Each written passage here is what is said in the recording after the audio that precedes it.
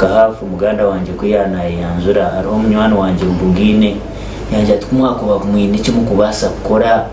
tumutuyambe nakwije bakahafu bakwenda kuturetera mwene reba kahafu ari hano mwerebera enakwije yobe nungambira muganda wanje wumbugine okumuka papari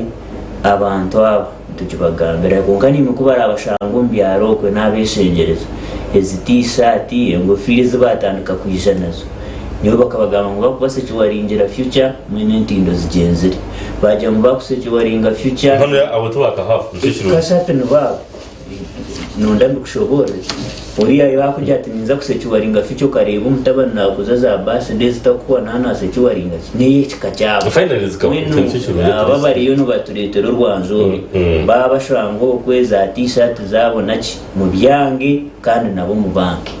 banyeta Sima Douglas binjira ndira kari umuntu wa burizo rwane rihambari abo barabo bari yakwizuka kibina cha alliance tukujya mu ndoro yo munonga konkanye umuntu we nkana agambira abantu ngo nubwo bari umugwira rohati nkambuga nari hakozi yo kujya ngo narwanira abanyayiganda ninja kumwegita Degress Mumayisa or desperate that extent nubwo ko numanya umugwira no muntu uri kuba ibyaro nabwo kuba ari umugwira yandebe byo mu kamera nkambuga na street arya kozi yo kurwanira ebikunyiga abanyayiganda ari kugira ati bantu mwe ninye kwasiri cyumuri yo kurenga abanyayuganda bafu no businje niho murumo gwanje rwija kuba kubyo kumwegita mugwira okay baba mnonga Douglas ninja kubani za musensi yo kurwanira abanyayuganda okay umugwira n'onga kugarega mu sensi but anyway point eri ngumwe noza kosa zona avenues zo kushanga kwakubasa arefu mukanji cyere gito nabagera ngo wareba wate ko mugwira rarubaza kumugambire cyamwe ariko bahurire nuko bayakubura ngene hata wakira kufunga urebire ngo abino bwenge konka bari wareba wate ko mugwira arubaza ngo mugambire cyamwe mububuza rahurire ninga niyo no bwira niyo nuri mugwira okay Douglas tujagaruka bamnoga kugezaho Newton of course mhangu Newton ngo deputy RDC ahabwa Rwampara nka district kandi nawe ndi mwakira mu kigo president we bari mnonga kuyija we bari mnonga no kutwikaho Rwampara mwine mwishonga yaba engineer ijo ndebire ngo ba engineers bari interdicted n'ibindi nkebyo njya brief rwano ku introduction yawe njya kubona ukugamba yes aba ya TV na nabo kuturikiza aho nayibari nibatangirira Nsima Ruhanga na Sekusima agwa Ensianungi security wise we are generally calm, the country is generally calm. So I like that statement. Yes. Generally calm. You know kumanya exactly no message. No, there are no major incidences. Tizuru kutini sambenu ngo abantu bakaba. Ezuru some are natural calamities. Okutera abantu kufa Entindo zagenda that's what the natural calamities are. Seven does not control rain. By the way, this rain is in Rwanda.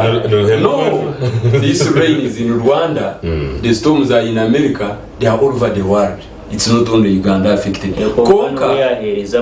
ekindi no we are declaring a status here ati no mugwira mbwena atreka tugambe n'abantu abarije Bamba Mr. Kafu yagamba ko is expiring nangwa it's a concern, it's a security concern. Konka today I was happy Deputy Speaker yakore very historical statement because the Minister of Higher Education was there. Yajirangu it is not generally expired as we talk about kana na speaker ya mjangwejo statement. The word expiry quoting and on should be withdrawn. It should be withdrawn. So abantu batakatina validation of courses does not mean that courses have expired. Nubaz panchi bonjeramu. And education system should be like that. I think ninjira ekigambo expired just by the because such or remember no takanga abantu rukanga umuntu ya justifying expired to some extent no validation any education system education ine kwa addressing current challenges abantu ezubano so societal needs abantu ezubano but you know turyo mu changing environment. True. So environment kwe ku changing and education ine koraki changing. So validation by National Council of Higher Education tekumanyisa mwezi beireki zibiri expired. So nyenda kumuriza abanya-Uganda abanyarwampara courses is expiring kureka neba kuza ebirungo eba kuza gitom courses. Otherwise turyo manifesto week, we are still in the manifesto month. So we thank God of all the achievements we have been discussing na nebi turebere we bari mnonga nakuza cha Rwampara na inji Rwampara hariho what is ndebe no mu new vision all over the national media armu issue y'enguto konkito noreba. Yes, there is an interdiction konkito aba security when investigations are still going on. No, I just wanted you to clarify. It's there. It's true. Yes, it is there. The 2 engineers were interdicted and the investigations are going on. Okay. So to level argeyo echatwire Rwampara no kutwara services. So to some extent security hino kweli aha hotel ya tpa aha shongeje. No. You're not secure because right now security district security committee and we made a recommendation. Kore bintu abamwe bakeyam. Babanyeganda kutwabiri. Umwaka ari meeting angatwa mu room medi. Anajagwa ati mebakora, but this was a recommendation yitwa kuzirinka district security committee. Twajangu kwaro queries. Abeochi investigations. Can investigations zanzigendo misho according to the standing orders office no ine kujirigamu to give way for investigations. So what happens to engineers? Very rare to ministers. No, we are in Rwampara. Ati nyo wambuze bya ba minister. Nyweni ba ntume ninkahi no Rwampara. It has been in the with the department. No karga yona na bukijana bakakuze bya mbara. Ile no kandi mwene na because the health department had to go mu roads or mu works. We want to do some cleanup. Webale mnonga wano tureba natakwenda nitu naligiye wabo kwa nigenda ngo agambe then akura twikonde tuzoaka half time kana dagaras. Weno batureba ntwenda tuganire turebe. Nito ni agamba ho yachukona ho ari kugiteza ho kwenda gukora introduction ye tugamba bari mu manifesto math. Nokwe yachobora radio. Ndenda tushije turebe NRM nkapate lyo mbwembezi ejo tukubasa ayo natureba tukubasa kujugurisa misho no kuba botari kujagera no kuba botari kugenda ni yelyo mbwembezi right now. Twenda kureba manifesto yayo na ninje roho yayo eyine omyaka 5 ndora tushime turebe eriyo negeze ho kwenda erekirire ngahi nejikoleta bimwe byeri negeze kwenda kwikiriza challenge inimu nebindi nkebi nawe nyina nkanike na mitoni brief twanza kureba ni nawe turebe autorekirire ngihanga abo Douglas kwa kurugaye yagire biyagamba umugira ngo ibiti bya inare mukapate ikintu kibaho akigira ati yagamba nacho hazards special hazards nebindi nkebyo konka watandika urukugira ati security generally we are okay nkwano kigamba and this is how we normally say it. Yes. But security waza kujetegereza cyo katandikira hada minister security kazari icuri security kijo kazaba police abo security kazaba police werizo security kazaba serikali ebyo no kabiro gawo security karaba ntoko kutere nduru na nemishoro taxes nebindi bene bibigeno mu ihanga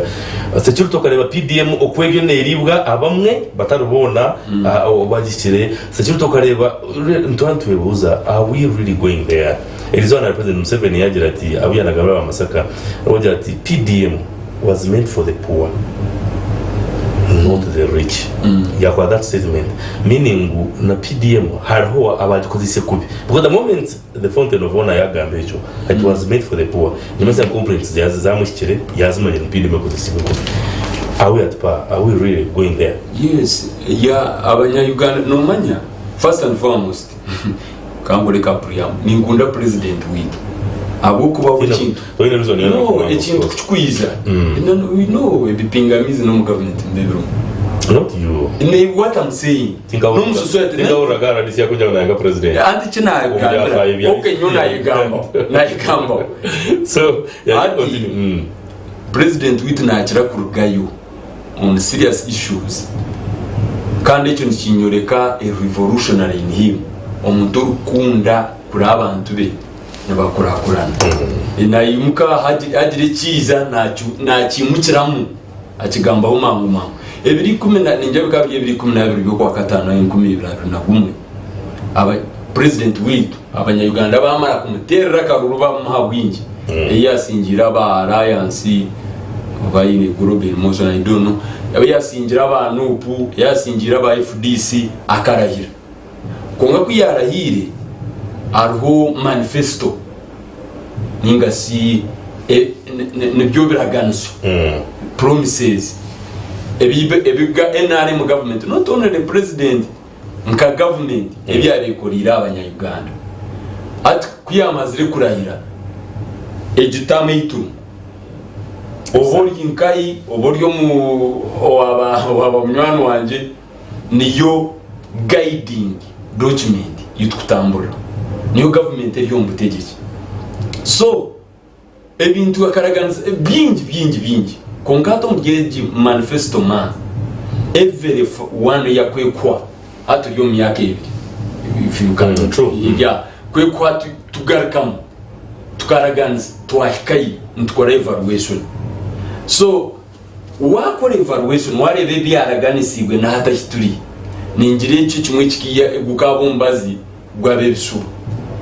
abo kuba reka ngambire ho biki abakino gari bishubo kwere reka ngambire ho biki ne kansi twari yawe bisuba government nyenda kutware achievements inchange government omyaka ibiri eyombekire 20 industrial hubs zeminyeto regional industrial hubs as industrial hubs every intake nibashoza abana 10,000 these are people who are skilled and empowered bamara babahaka sente nangwa na nirizo amuzei wa muri yabari haro industrial hub ndizo yagira ki launching so empowering the youth and securing their future as a theme no reba chiwenchirga yoki then energy government eka connecting nyonye ndatuza hansi tingwa tugumu ngute za Kampala tuzomuzanga eka connectinga sub counties yes sub counties 10 nkaganisha to the national grid bakafuna amashanyarazi mu myaka ibiri aza nyenda korarga bwana Edgar urebe myaka 5 bakaba promising kufuna zinga already bango kozire 60% mu myaka iki according to the promises health centers ninga samarwaro health center tools igana mwenda zibire upgraded to health center 3s within 2 years at nyonye ndoronde manifesto document orebe bakaba promising zinga this is a 70% achievement of myaka iki ati gugwana orebe kanye sigahuri and this was through you give wowe ngari naburo nabantu bagenda you give government ekaprochuaringa ya distributinga oxygen ninga siatandika oxygen plants to all the 17 referrals we have in this country so hatwaga tukafuna ikizungu cya covid ntuchurwana to the maximum government yes we have capacity are we prepared yes tutera munonga atika tutera ngo kucyatutira government ebire empowered then tingwa gamba motoke zibayire health centers njyano chumazo nezaryo mu covid zikaza nkai omarwa ninzire bazira mu mutanga twati ne motoke mitwaro nkebiri plus zona ziri ya round they no means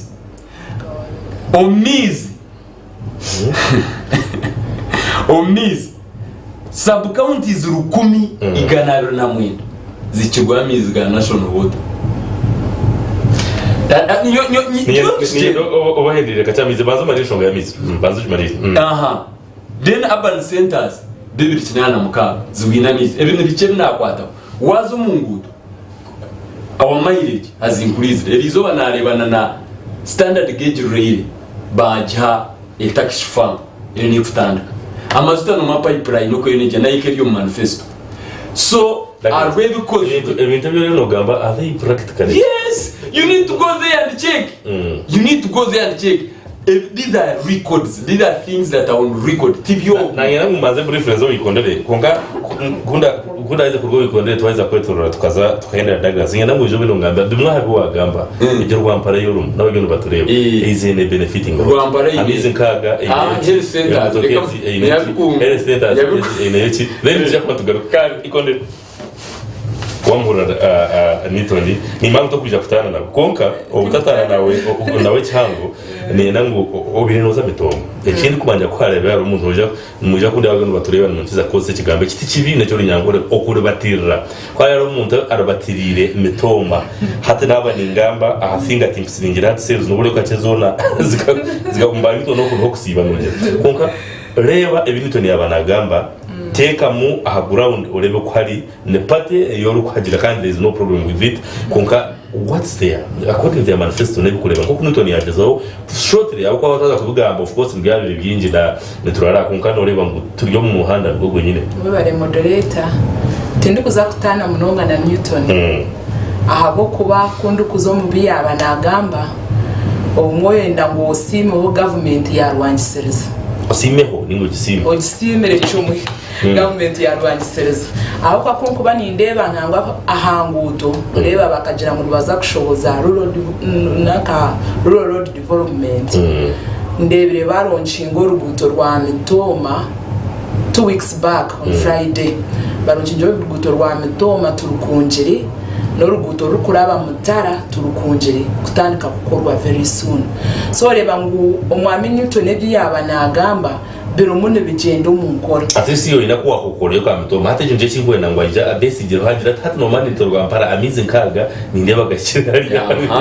so gumza mugendo mishi kandi kundu kuzomo agriculture no reba ebyo buhinji no burisa niyo bakweta nka backbone ya Uganda kandi ko kuba no reba government ya Rwangisereza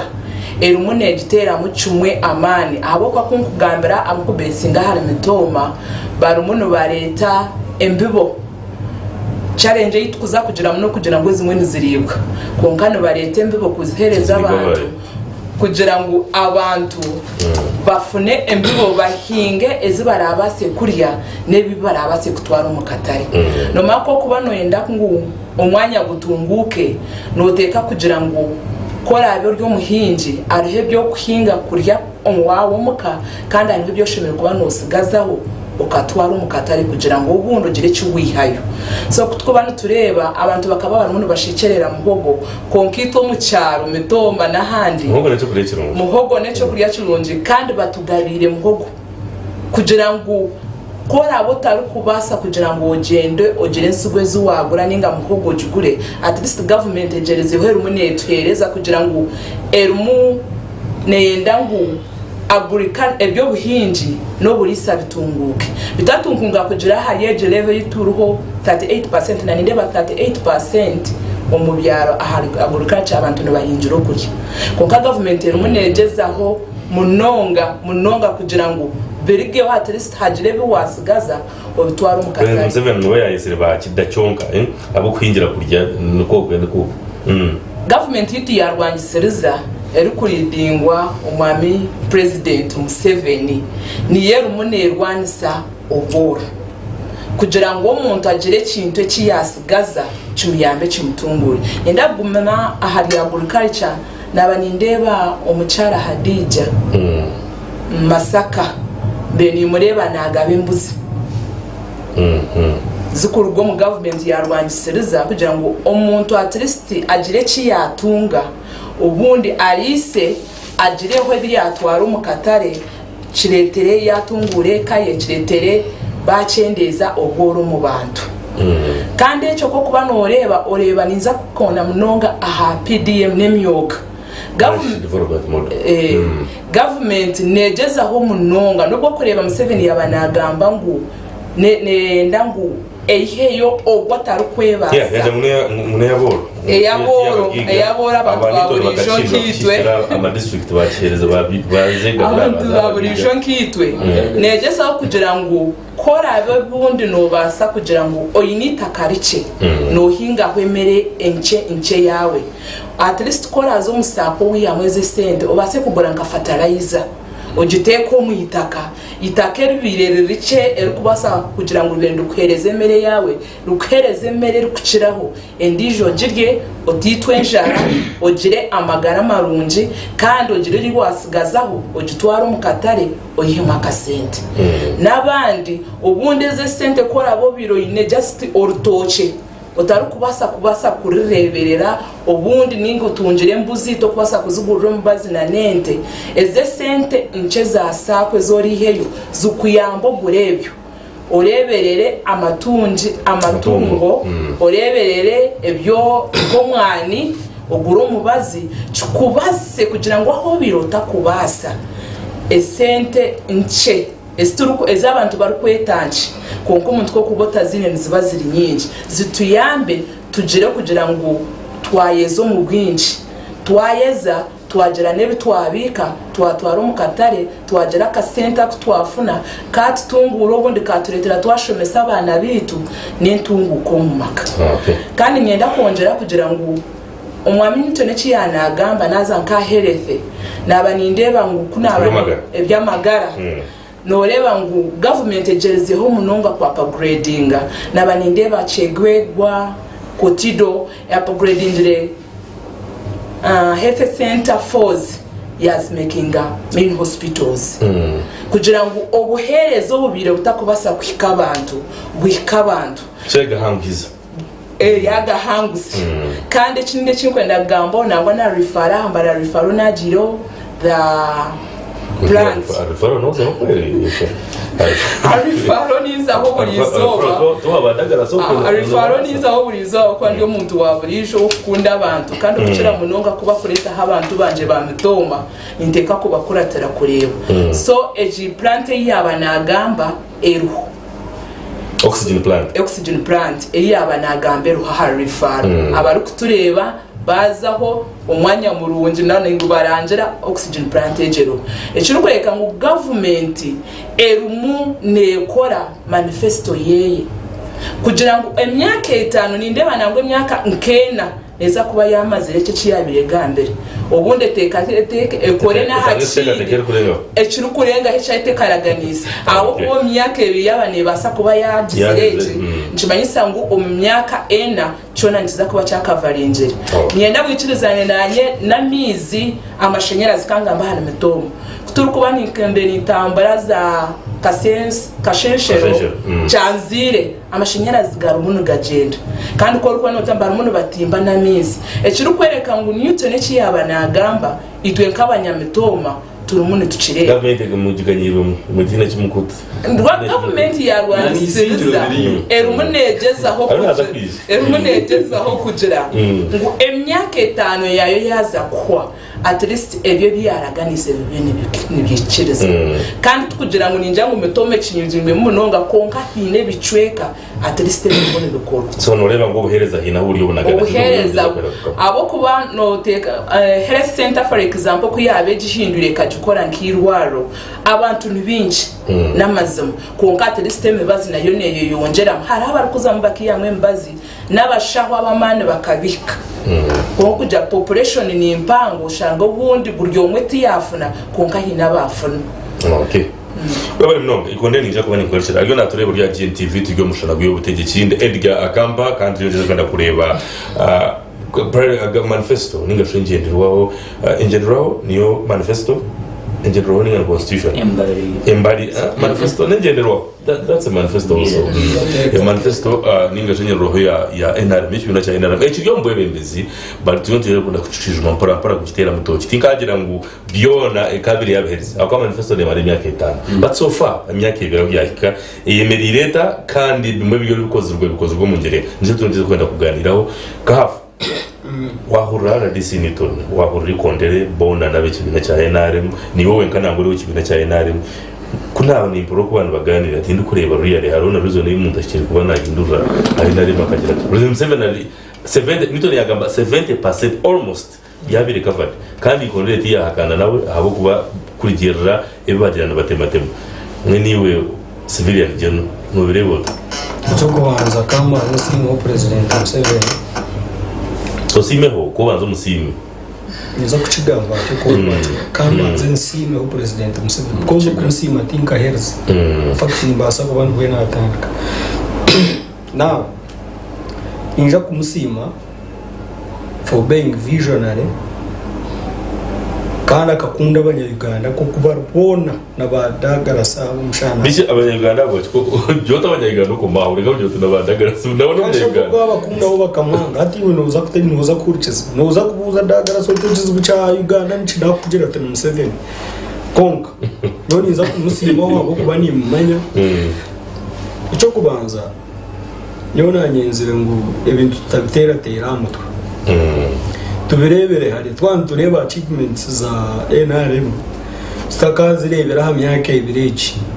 because emyaka ebireji inendije gikuratire nyuma kandi program za government zatandika bakugira ngo zatandika hati tichikumaiza ngo neza ko myaka ebiri it is a gradual process ibinte mwe bugumana byekwa Newton yagambaho achievement yagamba mizi yagamba gumchara yagambe nguto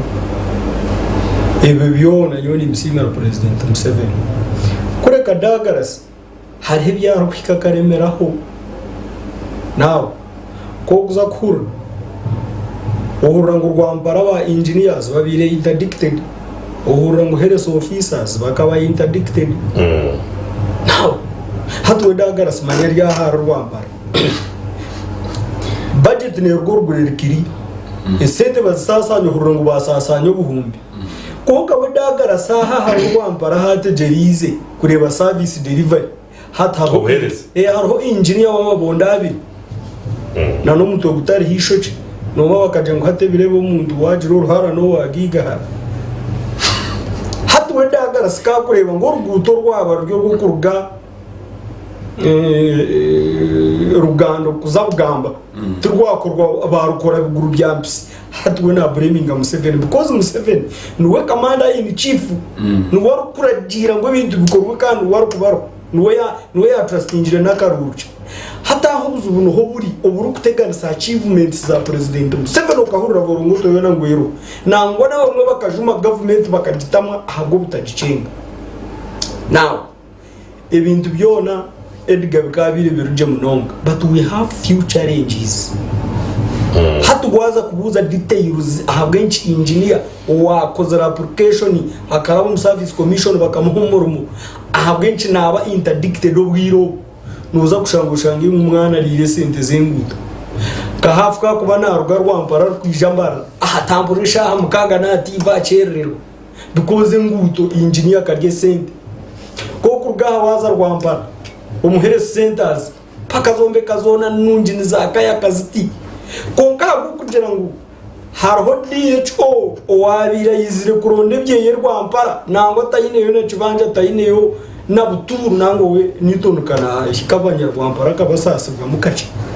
konka buriya nana ndi kintu cyona kiri hati dagara saho har kurete rwakajet government yo yanshoga so noreba kandi nabatagwira mukure dagara si kashi ninza kumushobororera hati muhumurze mugambire ibintu kubishamiye kubane bikorwa habo ko badagara sogo nawo muri gecho na contributing aho ija kugambira ko ari contributing so ebe byona engineer kar kumara kurye sente zengudo DHO kar kumara kurye sente zembazi hata abantu baza aho baronde mbazi yabura bajuma Museveni na government bayitegereza konkobuzu tuburu wa Museveni obuzuburahe abo bakweta ba technocrats atwargaho kazanko wanje rwamparoko ho tinda chigambe mu rumo na tekatika konkana katushazana between politicians and technocrats hazabe biona kubikumara kwerundana ni government nanu muni kuretere cha dagaras hatwe dagaras har koresho bena dagaras ko kureba na makwata bashumu konko bwiro bwinji nabareba baringuza ati mbabo atbabyiba atbabitwara hata bora kutekinga action nyoka biri ni chabadagaras bakwata kashatiwe mani hati ogno wisobro yunogira ngo cyamwe ho weye akasiga ho famu ye nejo nunji ya vasatayiro eyinkumanya kijaho kureba mu kamera niki manyana wisobro harmuna za gambe siyone katetemu konka actions takutam hataho kahafu na haru kushoberero kakubugana kafata kahafu ngwe government yanyere muri mushawe ni won government yawo ngata kire kubana kunyenya munonga eco mege nacu kashi hatinyowe batava kunyeza government kafu maboko ni yonoronda government yawo kicho atkakunye gere kangarore Edgar manya hati sheria na Newton ni bacofumu bagira ngo mukazi katwara mugongo azusabone konke kibuzo nikigera ngubona baba batwire hati government yitwine tayineshonga konka bacabo abo twinterdictingira abunkwena gumishango kera abakwate no kugaruka batagaruka rero government garike nabeye abo ushemiriwe kwatansa na dagarasi tukabaronda hamwe hati dagarasi ekiri kutwebana kimwe kutukumara kugira ngo twaronda karuru nkatwaronzire 2021 slogan ya president Museveni EKORE securing your future hati iwebwa kumaya ngo Museveni yana kugira ngo mukwatanisize hamwe securing future okirebo mushumara kwibe sente zembuto rwamba oti yazo twaroha speech you must take action nyoni nja kukwasa dagarasa hora abe wabwino umushuma wena urukwibe bintu bya government tujure bushatu za street twekarakasa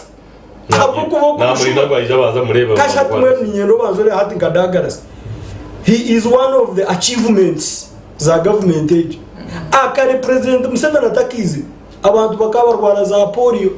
konka ninyendo bazore how herese is our boy hatire muneta kwatine mkono tararwire ipri already ko kugira ngo hati ahabwe ntekateka ya dagara si yakubire na za leta yakana rero kaje nani nkwecho kurebera mu shitagine to kumure hati kirinka to kuwa kafa jure kofiri hashiti injira ha kofiro jine that is not already kora kandi muninyo kadagara simu abarekire kugenda kuri ya hari agarukiraho ko muntu hibo mu tutereze government yiteje leaders abo twine mu hati kabesigana burundu they are not here permanently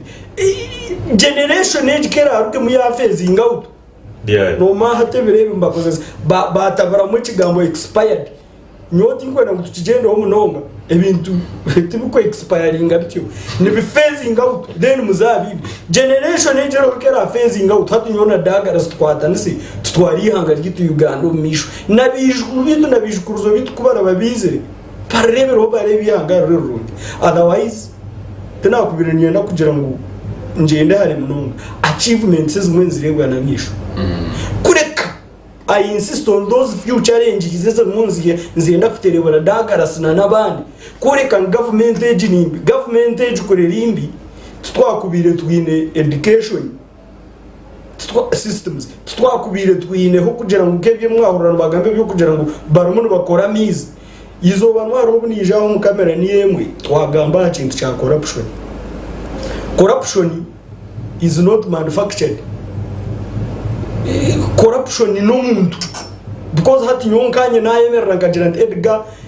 nateka kuteresa muka kugira nti mbanze kuvugane samwera nkwe miliyonemo ubone kunyeta ha TV hatecho president Museveni we natachimanya naija kundeba TV ndi muninjira chi ningamba hati nkibantu manyisa iwe Edgar munokorecho nakahafu mwamutekwasira hamutu president Museveni will not be blamed. Okay, ichi ni kibagambo wale mnonga kahafu kandi webare na submission yawe nawe ina mtuzo wa Douglas wahura RDC nito wazo wikonderere ya mtoma wargaho wazo wakahafu munyarwampara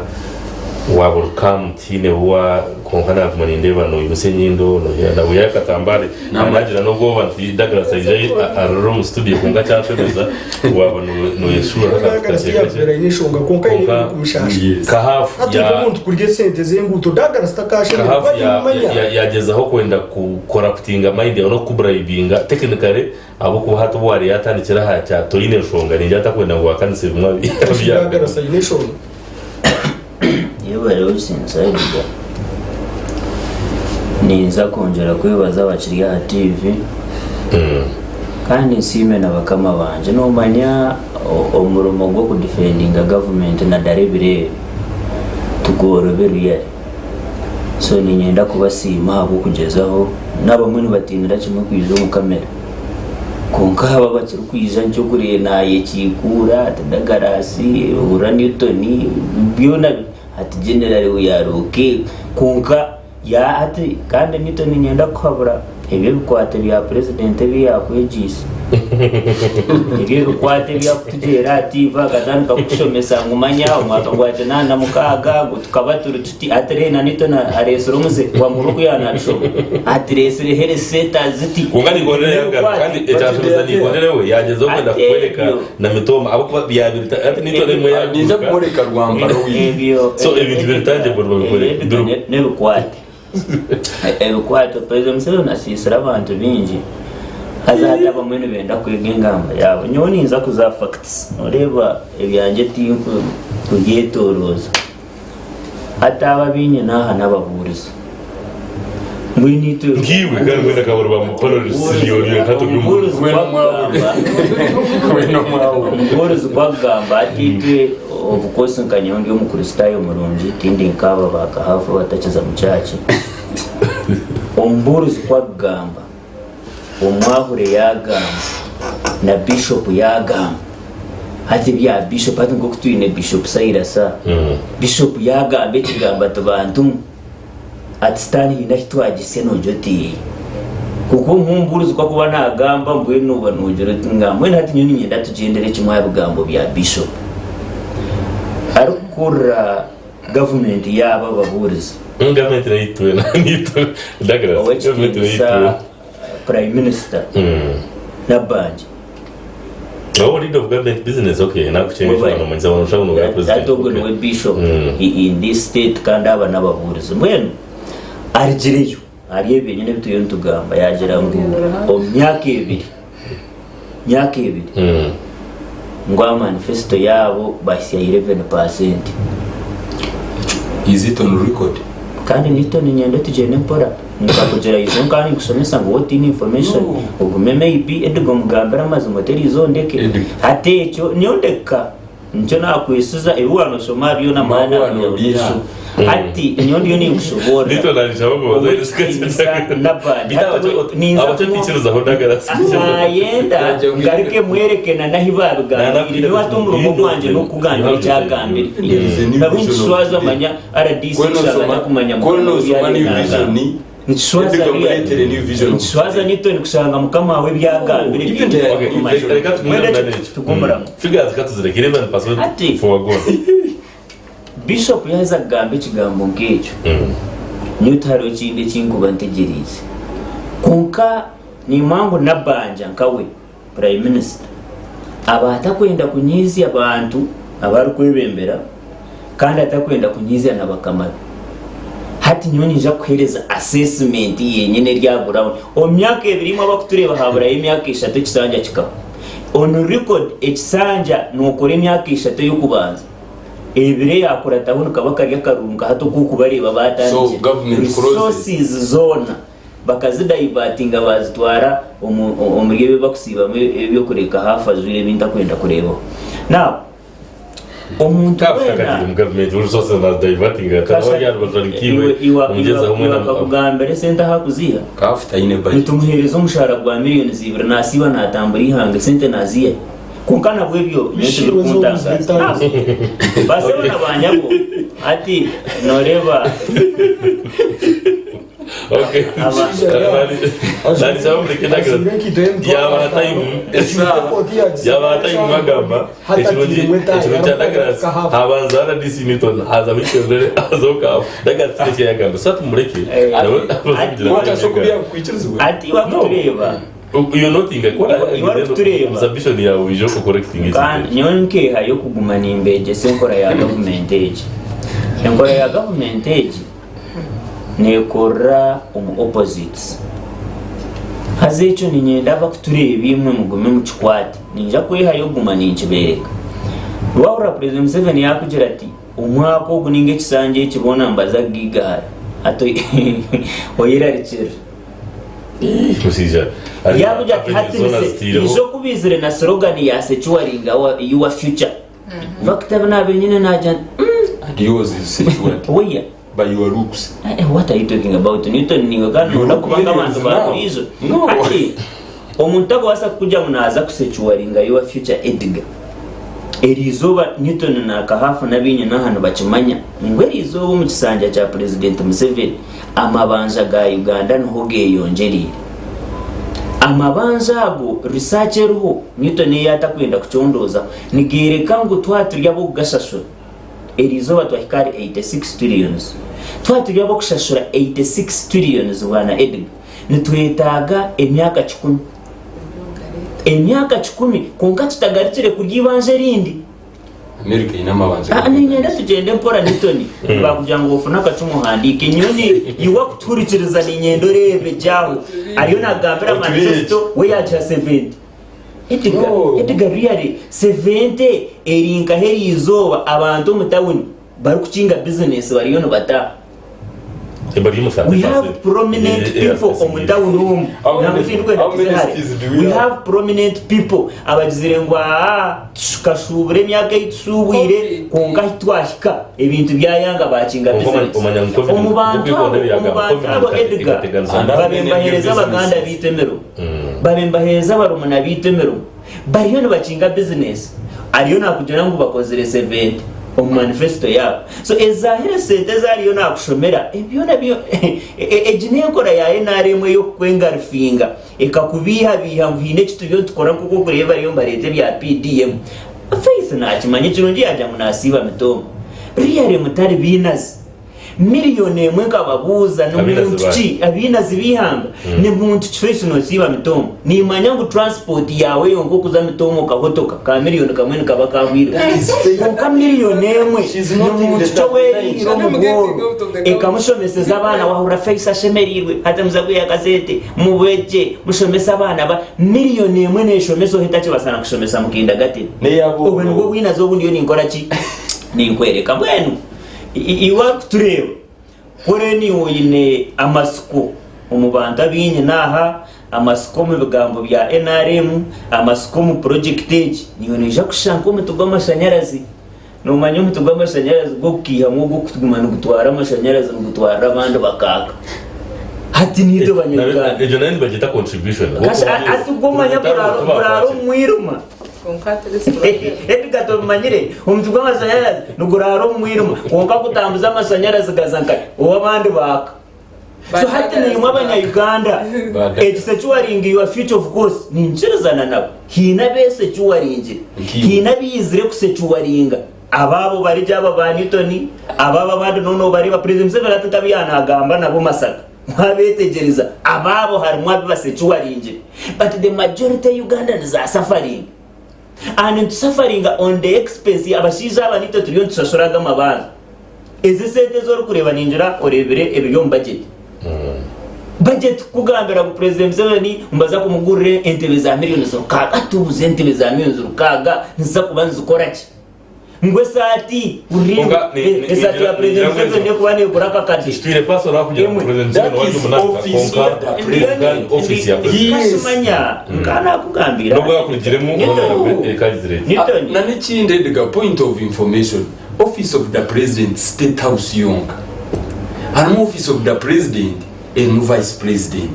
harimo these ministers minister of presidency harimo minister of economic planning na nitumuntu mwe tukubironging don't think that is Mr. Museveni's sitting room no it's office of the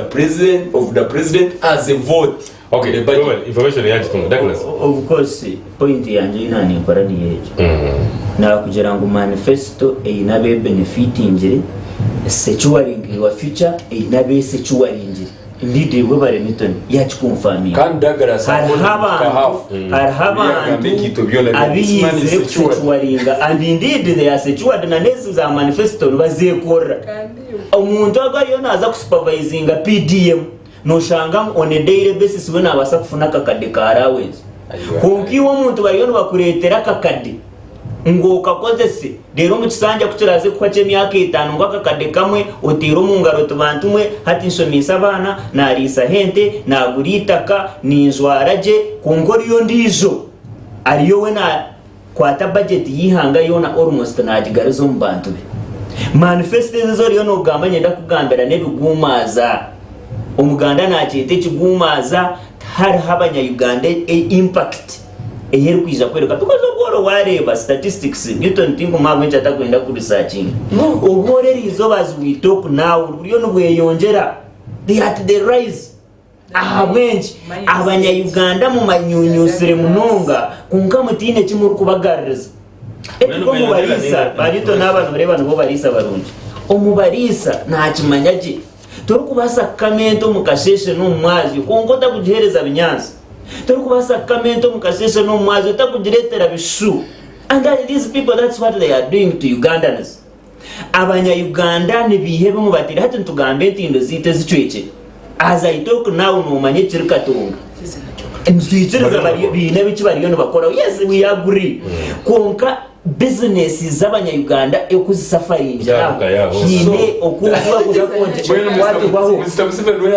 What are you talking about? Kandi echo twabiza muno kimanya that will be a topic for another day. Twabiza muno umanye kumuhinjira mu wetland zitu. Mubimanya Rwanda bakakora ebya Rwanda bubirekire turiyo tugambe bya Uganda erizo naba ndiyo mu site nkambarara bwana Edgar orukunjira ngo hati entindina zikachweke ziconnectingana n'abanyambara ejo ni site iyo turishemeye kubantu tugira ngo business sheme kwanza tambura zikachwebwa mizi exactly kukash omahanga manyago kurakurine twakubene tureba esete tukutomu disaster and preparedness nzikoraki ninga nzikora ryari twashemeye kubantu tureba entindo nkezo nzikora nyenda kugambira abana ba university bawakoze senti inde nyinja hezuru kushuma ezuru connectinga nyamitanga ezuru connectinga katete ezuru connectinga kako abana tibine ho kuraba abanya-Uganda tibino kuraba haro businesses benzitambura emergency zezo ihangazire kwa seresta because tita turi kufeba twenga eze sente na government yakubene funaho abanya-Uganda bana batambura je bakutambuza business zabo kokabo kugira ngo abashije abantu befaho orukumare buri kimwe cyona nibeteka honka itwe twasurvivinga tuta imwe bakutureba njo nanimba gambera ngo izo mushiza kuyizira na securing your future ite twakicenga akaba nagamba securing his future as a person and as a family akata kumanya securing my future na securing and as a person kaza si Edgar Kamptebeza hakantu kamwe omubarisa ba Newton binumuze mwino mukora kimwe tumukurisa kuba bakushanga hati ngiwe Edgar ninkureto rumurisa muruje bakubugana ntorabo nko mufamu yabo bakakubugana bacira kubahina baryankungu bakwasire nkoni abandi baryaho batine nkoni hati kuba kurengo bambi ngo yanarabo mufamu yitu engo bambi hati bakubuze buzo byabo nke nkabishatu nguweza ngwete ziriya zikozereki hati to abatare barisa ba Edgar otanu kotente zibyana hato yata atogu na itaga punishment hata jira tunumanya nkogu Newton hati muntere enko ni yibondo hati wahure enko ni yibondo bambe okwate mikono yono kitanka kumbe nana manisa ngo mutere y'umutu ara mumonjere y'umutu hato mikono jiha yibondo ogiteka nkasi ogiteka mutu bakutere yibondo so these people baka masteringa kantako bakareta no politics as I talk now wareba securing your future cyabene manyisa ico kurebera bakwasiro gogo kureka hafa zwire bamureta ngo atamburi hanga ryona na ekiba kugaba munonge cindebere kibatari bakodo no maybe hindi byo bakarukodo warra bakodohara sente zihanga bakodohara ambazo marwaro bakodohara nguto kunke cha t-shirt bambe nibazika t-shirt nizo zile sente z'abanyarwanda ngeze bikora abantu nibateka okweremeza ombuteje kitinko mabwe kikungamba kintu eki oyenda ngoniho ninyenda abanyarwanda bakicenga abanyarwanda ekintu eki batekwa kukicenga turi mu monarchism kugira ngo omuntu atutegekire emyaka myana abanya-Uganda bari mu busasi nibamunywa nko mubazi nibamutera karura yanga ayeremezamo bamutera karura yanga ayeremezamo nore Newton obutwaturi of air hine byagamba mukarengwa amazima nagamanya akaruru nakimanya ngo aha batwire bakakwata mukandi na president Museveni atwira takora kasinga hati bariyo no baretegesha of course namukwata hakushasha ni baretegesha ngo na n'umwana ngo nawe ategeke ngo nawe ayongere kutunyunyuta so nyete bisaba abanya-Uganda kamuhera munonga tinkusenda chika abanya-Uganda nitutekwa kusimuka abantu nibango wota muhemuki turi kubasa gukora ki Museveni nyuma azagambira babire yine mu Masaka yagira ati abakuratire enkora yanje na nabagendira harugambe binabire ninkora hatu barahari nyona kwe so ekiri kumanyisa ngo ati wanogera utabantu kusimuka kimasa ngo abone bariya abatarakuratire ni sasa nawe kureba nguru ni sasa nawe kureba akine gatse kuza umuri Uganda ahakizereyo ahakizereyo kwiba amataka ahakizereyo kubinga abantu amataka ahakizereyo kunyunyu nabaniye ndamutizwaka hafu nanyine information nanyenda kweza Douglas form of a question. What you see Douglas mu bwinjirwa ibintu nabitwara nko kwakubiteka teko bani nko kwakubireba idono kari mwe nagamba Ngoyiro kuguza mukase ni wagamba banyazi manager president Museveni na yeremezo mbwebemeza Douglas kan tugira hakaru every after 5 years kano wayne candidate karho nabanda parties izindi kan zisimba ruye rutwire nasinga karu ka Uganda no ubwahwire 2021 tukageraho parliamentarians ba running party yawe na yekedwe mu race niyemo twine representatives ba NRM on parliament twine representatives ba FDC on parliament twine mabanupu na DP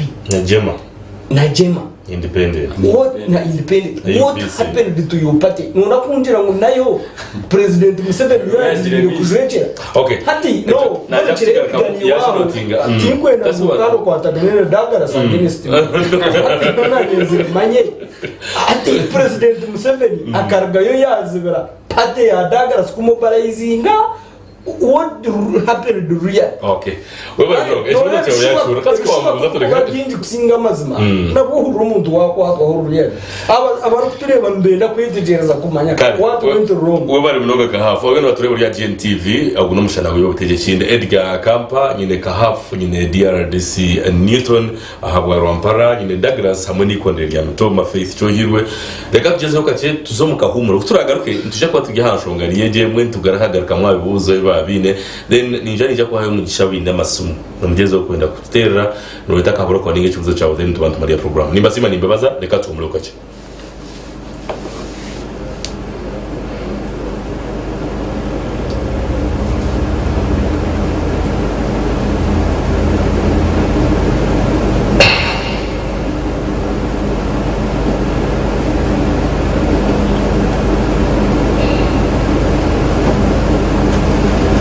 ningira bwa machines kugira kuza tegera muri gati kumuzemo reka kahumuro tube tukarekereze tubasa kuja kuzo break later on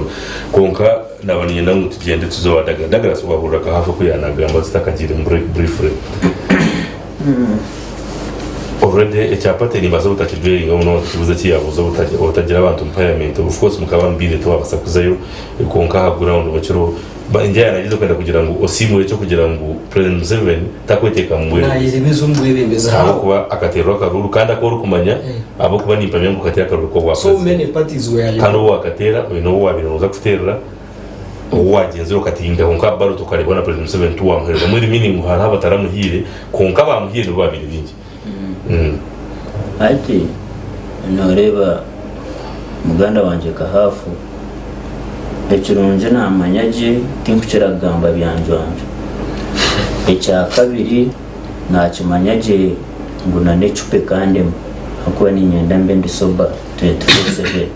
so tinkukira nakusimuka real kunazo norweni unazo matana bakaba banda bakugu so umuntu atakunyoma byagamba nakora ki nabimanya nkana mugambire kana bakagira ngo go yacu mukubiha nkana mugambire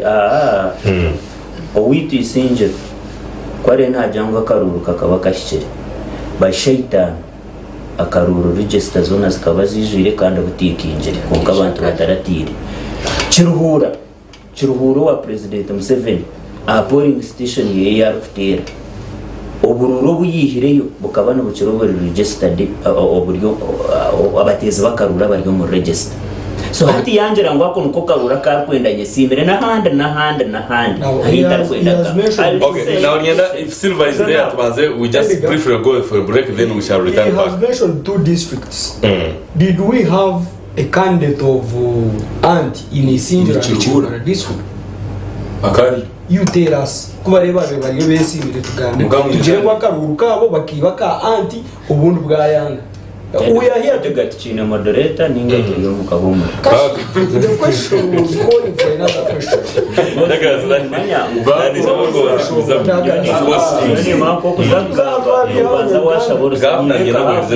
Of course, I wanted us to go for a break. You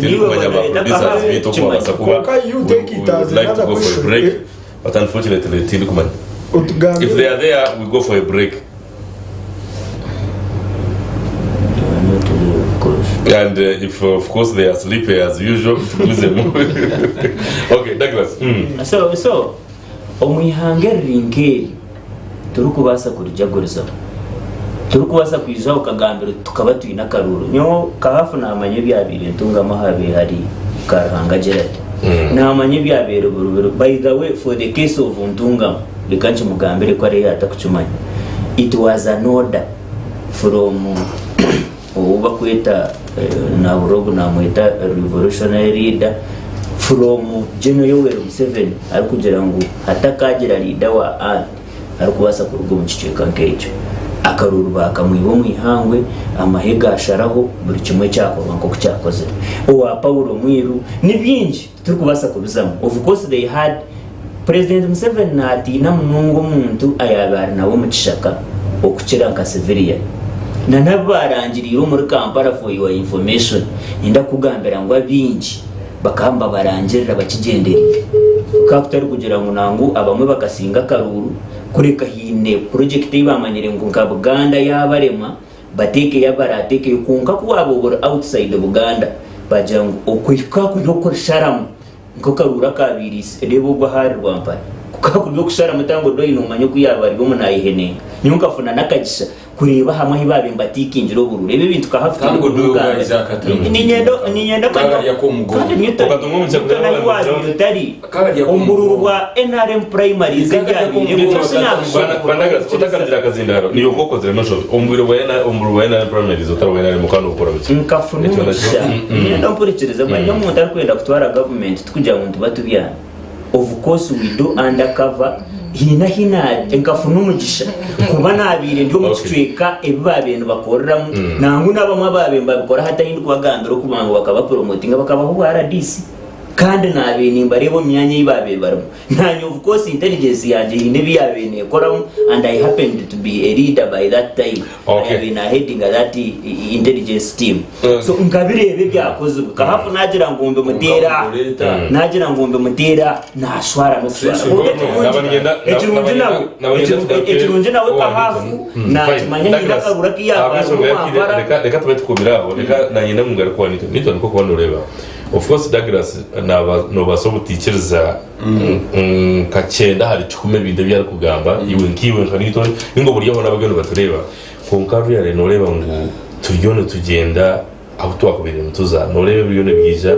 ebe kuletera ba Douglas aga bagman bagamba ebimwe tubyehereza warenga ba ministers bakoza ku offices zabo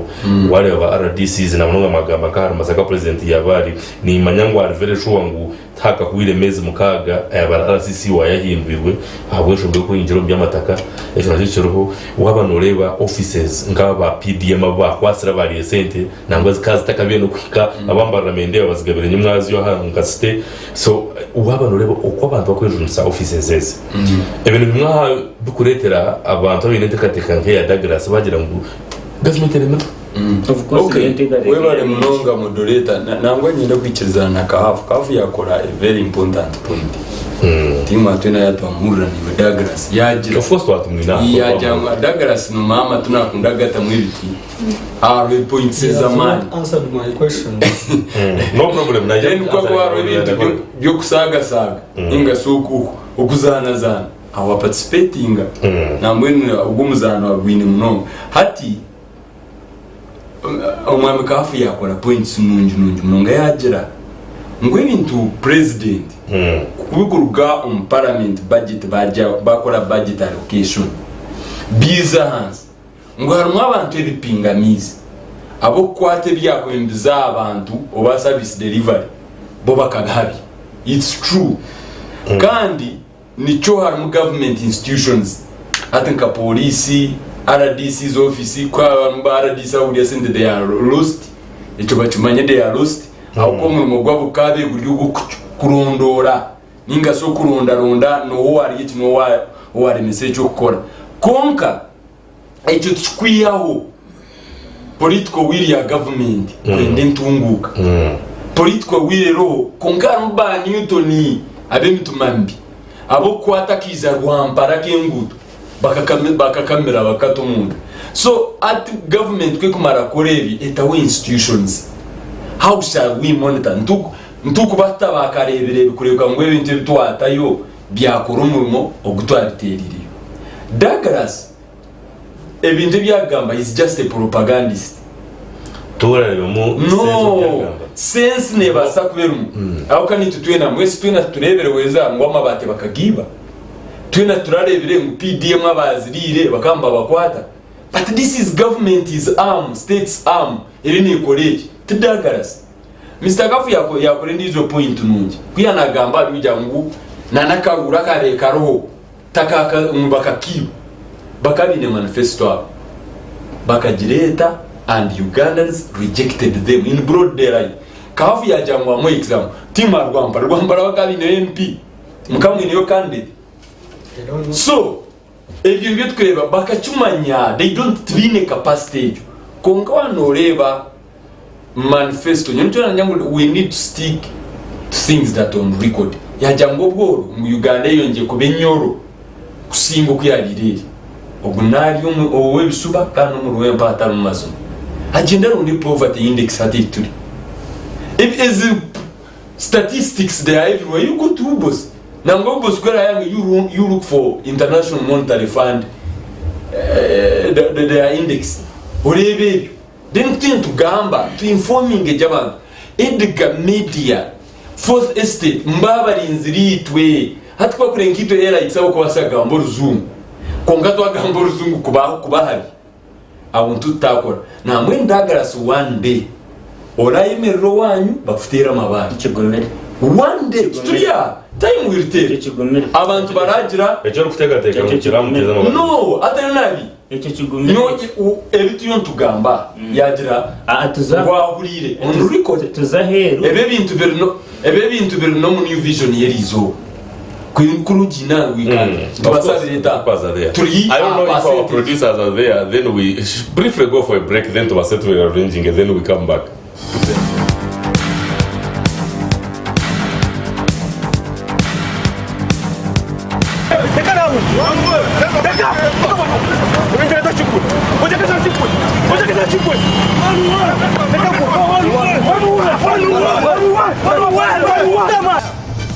We need to identify leaders who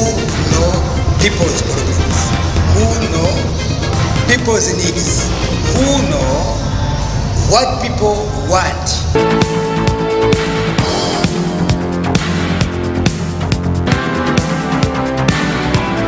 Nobody should think that what is happening today, or what has been happening in the last 2 days, is a mere change of guard. I think this is a fundamental change in the politics of our country.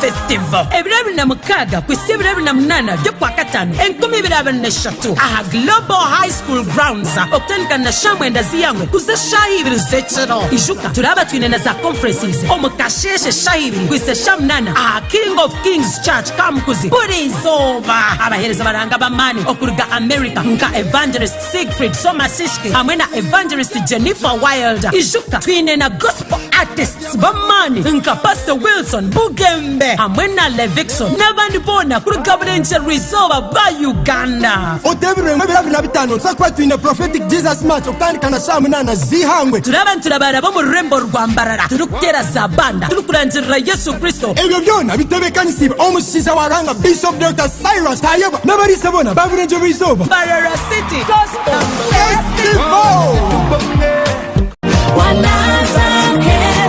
Mbarara City Gospel Festival. Amazina Niraka na Apostle Katambara Abed. Nimbeta aha orterane a crusade aha global ground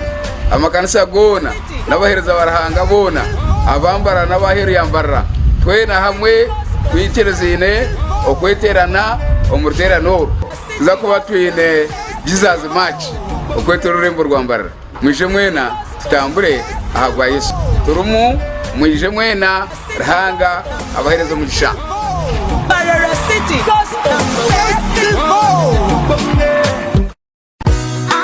Lawmax School erikushangwa omuri Boma Kacheka haruguriya NRM offices nabamanyisa buri muzire wena kubeine ebyo bwegese burungi munonga bw'abana bato omuri ebyo harimo kuza ebiconco by'abana nko kweshongora n'ebindi bingi nibebembeza okutina Ruhanga.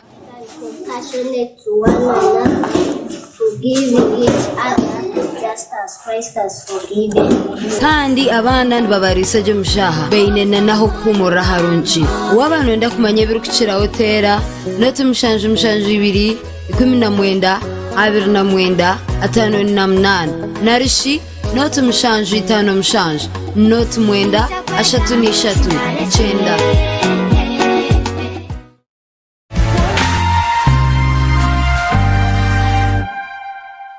This is GNTV, releasing life.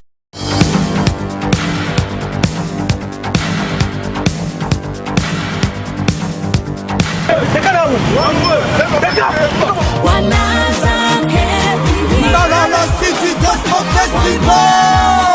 Mbarara City Gospel Festival. Ebirabiri na mukaga kwisi ebirabiri na munana byo kwa katano 2023 aha Global High School Grounds okutandika na shamwenda ziyangwe kuze shahibiri zechero ijuka turaba twinena za conferences omukasheshe shahibiri kwise shamnana aha King of Kings Church Kamkuzi Burizoba abahereza baranga bamani okuruga America nka Evangelist Siegfried Somasishki hamwe na Evangelist Jennifer Wilder ijuka twinena gospel artists bamani nka Pastor Wilson Bugembe hamwe na Levikson n'abandi bona kuri Gaburenje Rizoba ba Uganda. Otebirwe 2025 tsakuba twine prophetic Jesus match okutandikana saa 8 zihangwe. Turabara bo mu rurembo rwa Mbarara turukutera za banda turukurangira Yesu Kristo. Ebyo byona bitebekanisibe omushiza waranga Bishop Dr. Cyrus Tayeba n'abarisa bona Gaburenje Rizoba. Mbarara City Gospel Festival.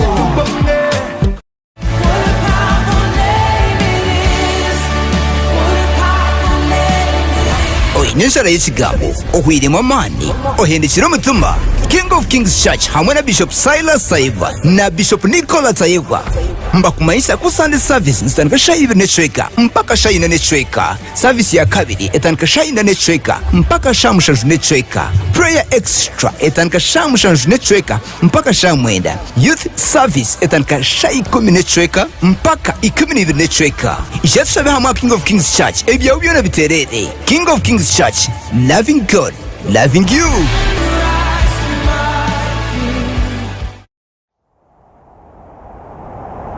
It's been 1 year since the mountain fell. Now, the gods of Ninja are hell-bent on vengeance. Oh no! Whoa! Oh my gosh, look at that! Mount Midoriyama will erupt with the toughest course of all time. He's going to defeat the dragon, baby! Jack Wilson's out in front! Gosh, how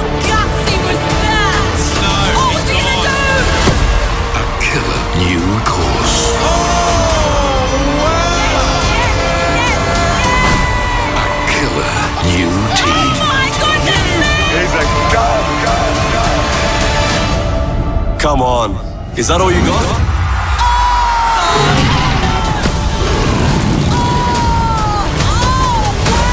We just can't believe what we've seen. Yes, yes, yes. Yes, yes. Oh my goodness.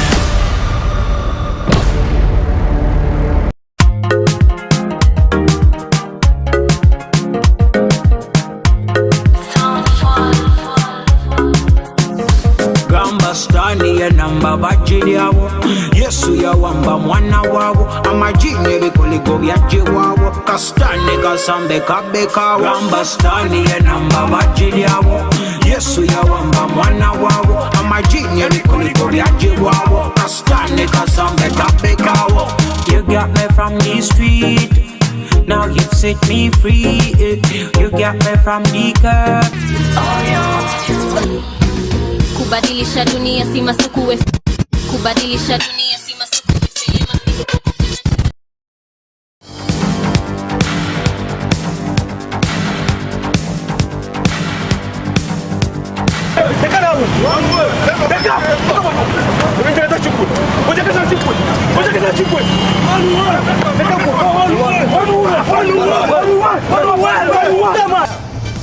We need to identify leaders who know people's problems, who know people's needs, who know what people want.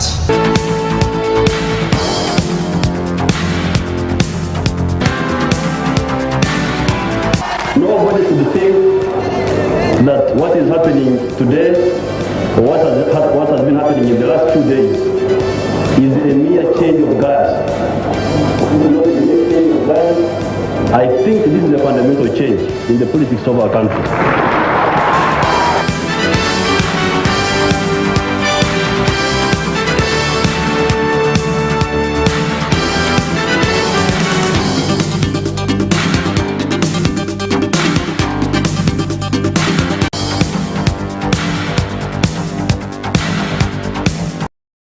Releasing life Edgar Akampa ryo Omushana G'Wobutegyeki nimba sima nimbebaza wo bari kubayo byo kwezi 24 ukwezi kwa 5 mwaka gwa 2023 n'ikirungi kubaho n'ikirungi kubayo kandi programs nkezi zibazo tugesa ahubwo no Omushana G'Wobutegyeki n'ubwo rwa kashatu kutandika shahina mpaka hashamukaga kigendera tufite ko program no kugira ngo tugire bitwayigamo okugira ngo ikondere yagira entekateka ningashi ebitekateko bitakujwana n'ibyawo ryo nareba ningasho kugira ngo half ninga deputy RDC nitonde ninga Douglas tikiri kumanyisa ngo nako hakire ngaka ko ufite isumu ngo tyo kubajumpa no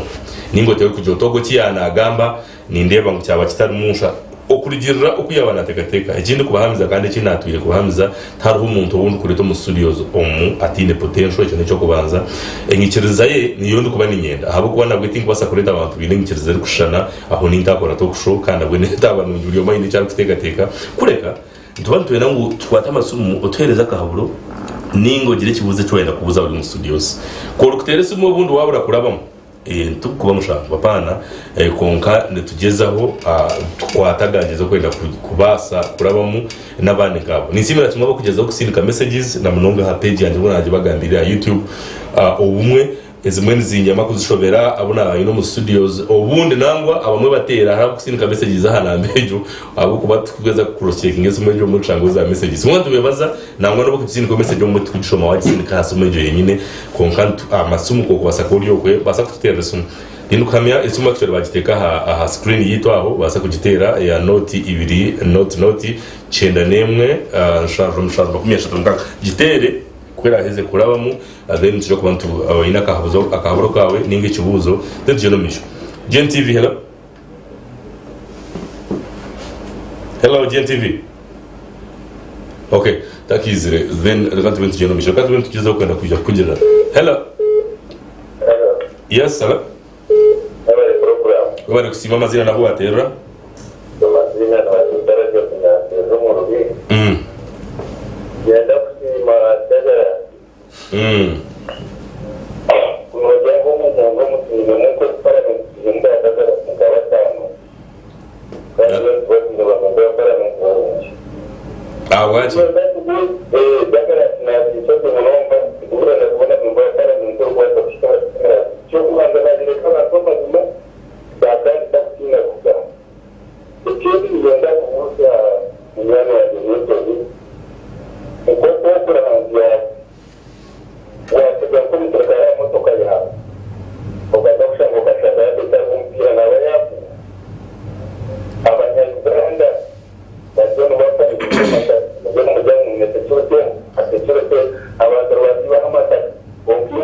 kumere abantu boro no kudashoma rwaromba rorere byamarubire kungana cyo basho batakwa bonga mu byo mukora we no byo byo tugamye kuya no akatadera dara kuyemerera amazima kandi kibogo mucyara we nakawa toma yewe wajanye na kuko mba kandi bamushirika amazima ya mutima mangu ni yona kiro bitanda kama hata tumelelewa watu okiyekira ukazana kwa na shoroje ni kuna kwa so ochile mutolele ndio chikodowe tuwakireba koketa kodowe ni okay webali mnonga Rajab kandi webali na ekiteso cyawe GNTV hello GNTV hello yes GNTV hello yes amazina nawo atera ninja twatera yes hello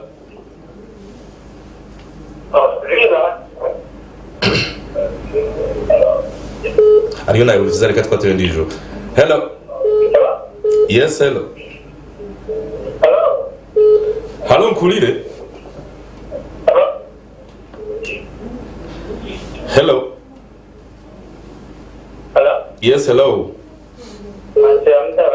Surya usebo amazina gaona watera ubone betungura Alex somsayikwano tukoganya mtango mu kitebero okay asinani ahaba jenda mwari kabo nani saba kubakuza aha chinde chikwatere no tindo rwa mtasofeja hansaha kachebezi nicyo kugambaho isunezeye tuzakabahuka na elna ba MPS bakaba barasite bobo katire kibakoraho kandi entambura y'intumu nonga okay bana ni saba mudagara sogwe ajobe yatwera dagara sogwe okay kale hello hello yes GNTV hello good evening hello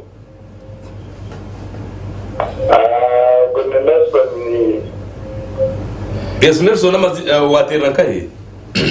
atera mtaoni Andrews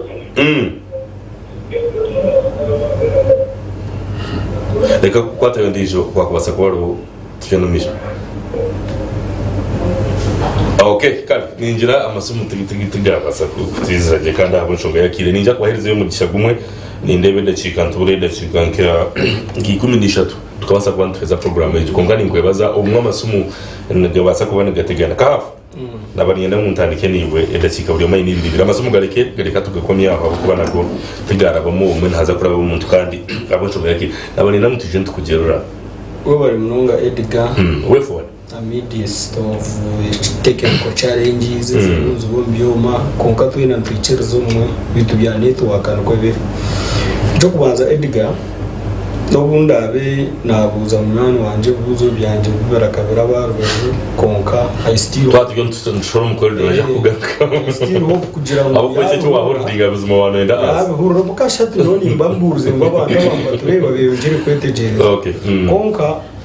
on achievements nko kumara amagutu gwa byo zoba echo kubanza achievement nango idagara sa kusinga yuko enyemerezamu ni freedom of speech hata dorebo mu Uganda President Museveni abo kundi ihanga eryabato nabarwa gati nabakura uyu no safitera nkesi meje mu studio kajuma ka hafu ebyo twabirebereho uyu no sabo kuzaho kabiha barumba tureba uyu no sabo kugira ngo iwe cyo wayenda ko expressing mu magara gawe no expressinga so ejo freedom of speech tuburi ihanga gatwe hingururize ngo yigize nshingwera kongana nawe nayo koma abo kuba tutoine rusaba kunga Edgar in regulatory bodies you cannot just use it konka as we talk now dagara sinabu yakugera tinagambe tinyine rusaba kumkwata hata nyoni nza kugena zo mberagironze kurabero mitendera kumutabarza nebindi konka wategesha in freedom of speech has a freedom of speech nezare bintu byinshi peace of mind icyo kirya nubasa kugira utatu mwenye kina agamba harahabacagera twasinziraho twayombeka territory yitu twahatura tuyo mu Uganda because haraba kwitira zombi ombisho konkana mnongo ndukwendera tinkwenda nguturebe hari ukudagara sahara munagamba kugira ngo umuntu kuba nanda kwatihanga norahe hati nyenda muhamize kugira ngo dagara sihanga president Museveni akaroko kwatara kirya hari kwijoka mwegitaho mukareba ukumara atambuze kwarabe yagira ngo yakora budget neja district ukareba ukora atame ukareba ngo engineer tiyarya senteze nguto yawe ukareba ngo DHO tiyarya senteze mbazi yawe ninge mbazi yawe ukareba ngo you report each and every act of corruption ebyisiri hanga otherwise dagara swabo manojuro tumanya out corruption yo tumanya bibireki kandi obwe niyo sheme kubano ubakwata ukaba reporting you have lost it all. Okay. Konkanya honko mundu ni insima government age nebye basize gukora ikwatanise na nitwa batuze harakantu kace Edgar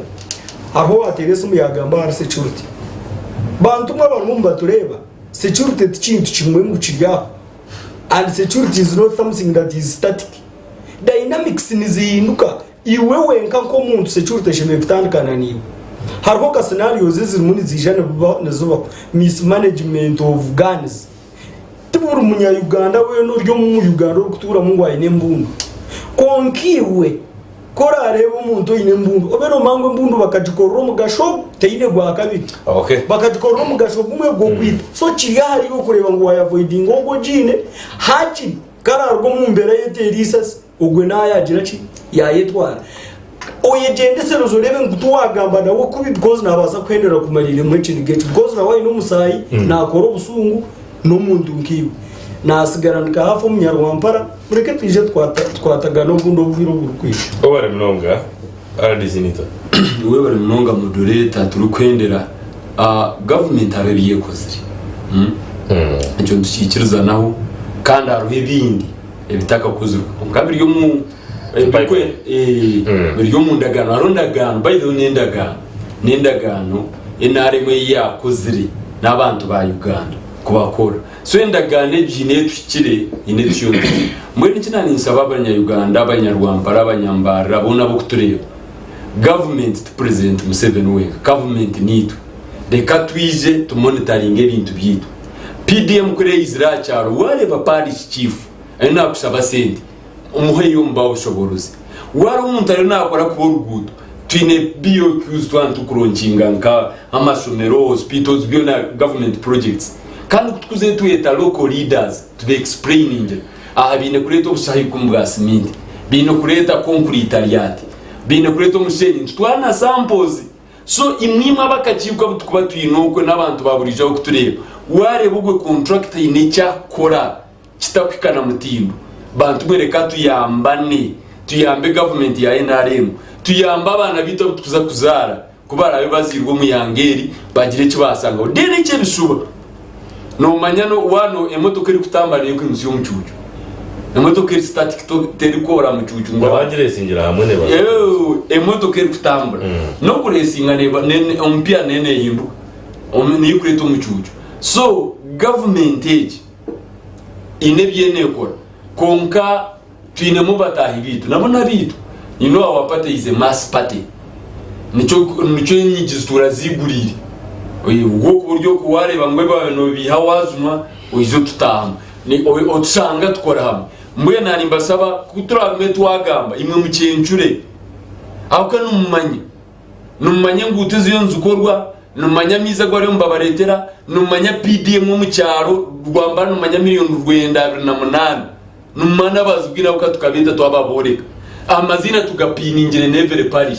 tuza public places churches what umucyaro hano bari baguze mu mfarasi bo abaguze mu mfarasi it is just propaganda achepa okay kandi gatuma cyice nawe gambe kindi abo kuri mukwendera abo baza kotigira ya so abantu nimbasaba nangwa na rwambara bari ndizo issue yo go mu kongo yaguze mu mfarasi wari rwambara no goza kagambwa cyapa konka evidence tugina bwaro kozero umuntu kumene twari kumenesha tu nambwe nubwo kiryo muco menyi yana aka video bakahafu bakakareba social media so tuyambagane RDC na WhatsApp tazo mu buri cyaro konga twine access ya office but it's supposed to be there we have our ears there hariyo giso hariyo duso twine structure so reka twose structure ro turwane hamwe tumbe kiyanga ryito ebya security arwambuze cyubuzo cya security kafu ninja ya kigarika muje kingo basa kongeraho inet kurgamu security ndi wano mebyariyo nebizembe babona hata hituri konga kampani basakora yizire nibibaho treating ajye mukumi wabo yes these are isolated issues yes nyabu nkora na they are my best friends umukumi wawe abaryo mu office nyaburo bakwatanze kwanti kwetaga abukora na bando they are my best friends I don't think there is any reason maybe I need him mentally no manyugo yagize ngo mu Uganda mwaba kuzoba nito kokika wano mamu Douglas bakuza kurata boni mamu baso butaheza jo Douglas timuntu marira ni wenda kikaza kusima Edgar kandi nsima batera amasomo nabo akiri kabo bakaceka shabe bibaho bija kusasa bakumesereza because iki program ne yabo kandi abantu bantendente kateka I know ambweno omuntu ari kuteka teka rya hero government age ngwagirumu ninga manifesto ngwagirumu oba budget eri kuza kushobora ngwagirumu no yebiya twine kwerondera omubazi inyinchereza hina barumu konkita binja abanyayuganda turi nkabatezi b'ebishani noro umutezi w'ebishani we natera abandi ba Newton ba Edgar bazamu konka watura hero ba Edgar atitwe abanyayuganda binje mu government age etuhindwire nkabatezi b'ebishani ito tutura hero bono bo bari bamunda akasente kakwija bakaraga shana kamera tokazumanyirizo kuota hariyo zirefekitira ukizoka gitari kijoka gito mu bantu abantu batedeka batericye kokora photoshop tigo mu digital era Douglas digana ureba kucyako banye yanzo yato kumpurecherezaje nyondio irakariyo muntu waburizo okay kare azita baburizo ate bibyo riyo n'ugamba baba binani ngambera na wale bandito neze sumu no bazira hato umuntu waburizo ngo ubimere akiri kunywa mize na nene hate sumu yo gamba atakujumanya kare ubwo umuntu akiri ukora bombe handagaze to kandi igisumu hate nagihanka ariyo naguze kitoke nyuma cyumukora kativo umwe karetwa ati ngukumba kahafu nosanga basomere hoje atwara yakakativo wa bagumana bareba n'umusoro nanago batera kafunja kumure nani geso natera ho umcyaro ki umusoro so hato umuntu gishato kwaza kumujana kandi sibere kora cyo musoro cyoka ibintu byeyo koka urumarira abashonga Douglas nkakujanga nagambishwe nkurutindu kumanya obantije kubasasira bashwe nkuritwe na batatita babire baruho umurembo guguru kwija aza bakagureba bakaguma bahona nico kimwe abindaganisa abana banje turukwija guma tunami umurembo gwategekere bashwe nkuru gukababiha koze bayicinana mukaga president Museveni we kuyizire we yaza habishuba yababiha tatkuruganeri izoba manyengu Uganda yakira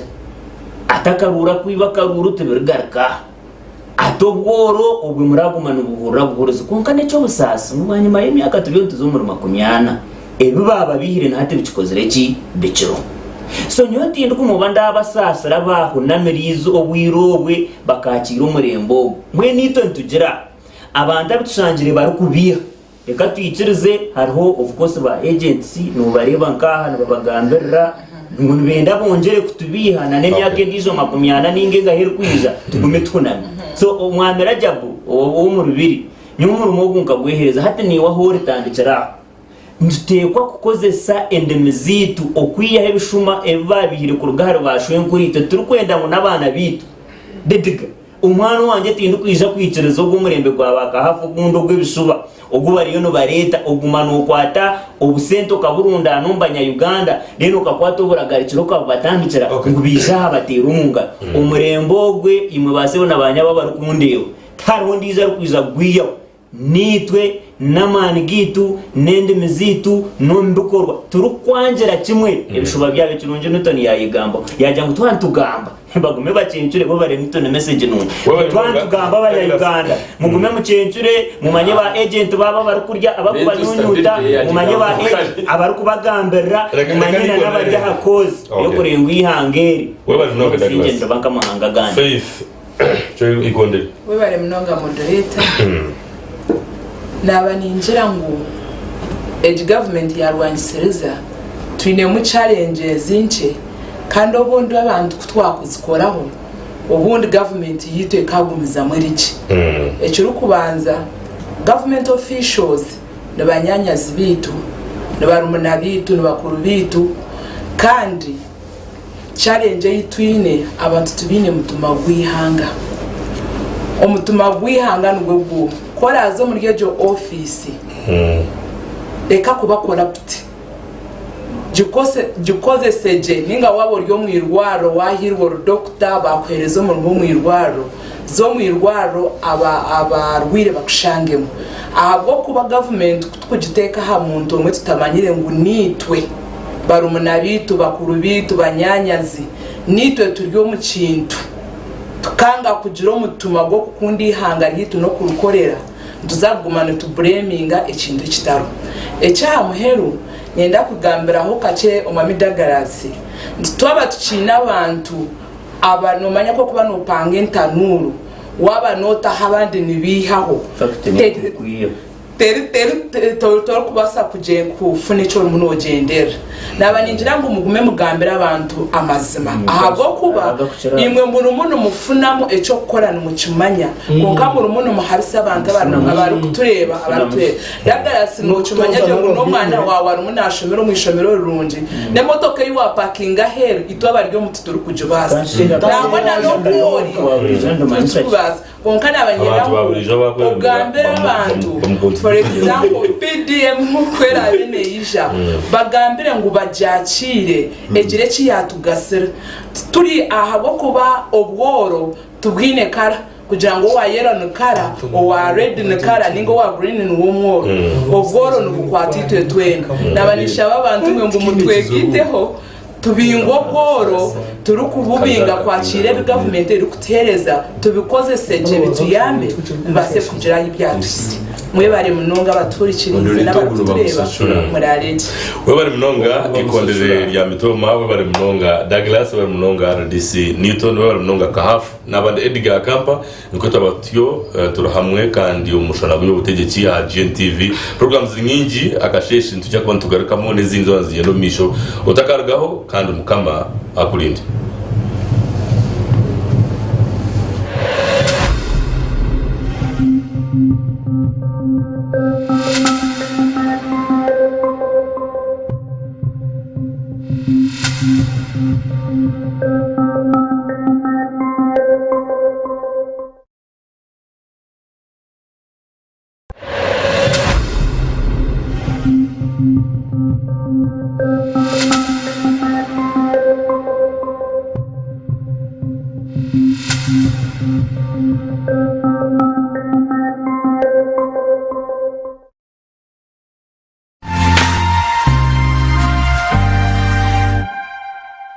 This is GNTV, releasing life.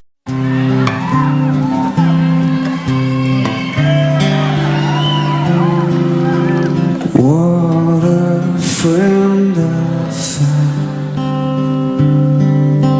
closer than a brother. I have felt your touch more intimate than lovers. Jesus, Jesus,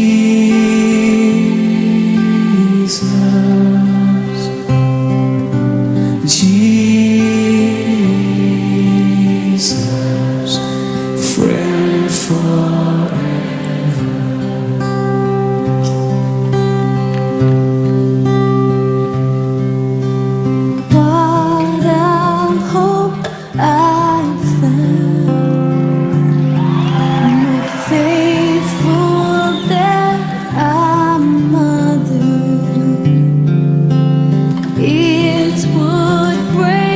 my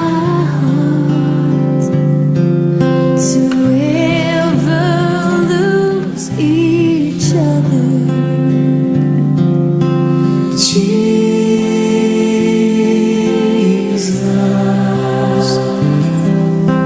Jesus,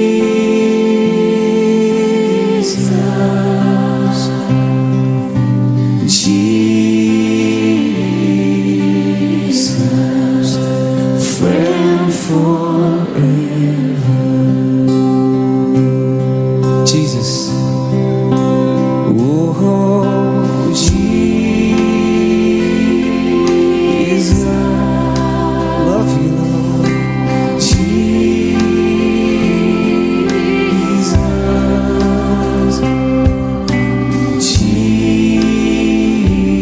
Jesus, friend forever.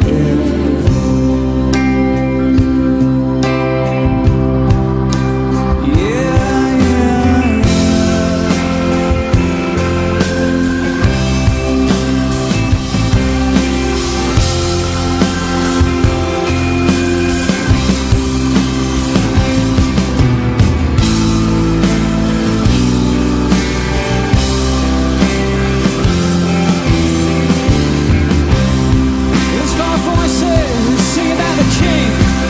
Hey, sing it. So beautiful. You're so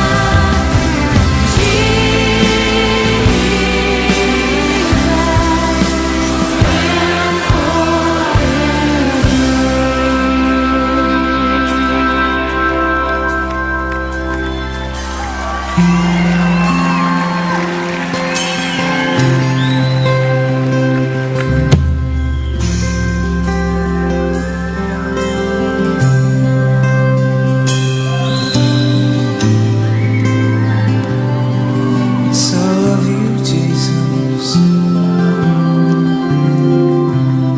Yeah, you're so beautiful. Sing,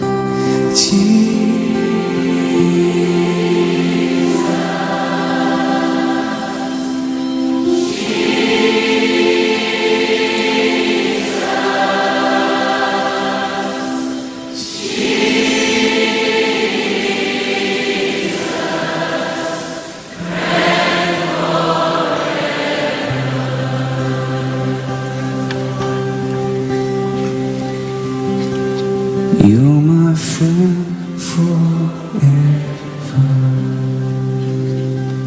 You're my friend forever.